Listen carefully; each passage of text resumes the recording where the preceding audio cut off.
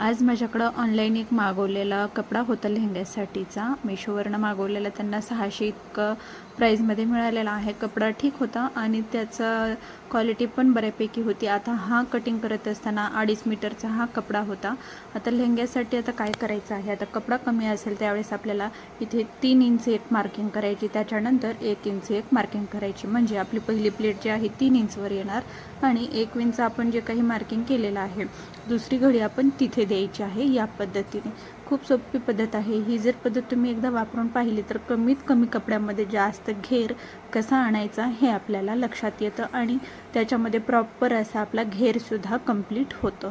मला detail video बनवायचा होता पण वेळ नव्हता, त्याच्यामुळे शॉर्टमध्येच चला म्हणलं तुमच्यासोबत शेअर करूया. या पद्धतीने आपण पिना वगैरे लावून घेतल्या आणि व्यवस्थित असं एकदा प्रेस करून घेऊया. त्याने काय होतं ना, व्यवस्थित आपल्या प्लेट्स ज्या आहेत ते सेफ्टी राहतात आणि छान पद्धतीने व्यवस्थित सेटसुद्धा होतात. तर इथे मी 2.5 इंच इतका कपडा शिल्लक सोडलेला आहे आणि जेवढेही आपली कंबर घेर आहे तितका आता व्यवस्थित आपल्याला मोजून घ्यायचं आहे आणि पुढे सुद्धा आपल्याला 2 ते 2.5 इंच इतकं ठेवायचं आहे, कारण फिटिंगमध्ये हे जाणार आहे. माझा हा 36 साईजचा किंवा 32-34 अशा पद्धतीचाच काहीतरी हे लेहंग्याची कमर आहे. आता इथे मला लक्षात नाही राहिलं, आता मी बरेच दिवसांनी हा व्हिडिओ शूट करून ठेवलेला आहे.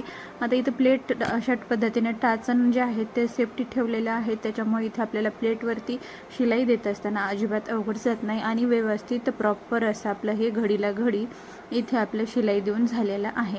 आता शॉर्टमध्ये जरी मी सांगत असले तरी डिटेल मी तुम्हाला सगळी माहिती याच्यामध्ये दिलेली आहे.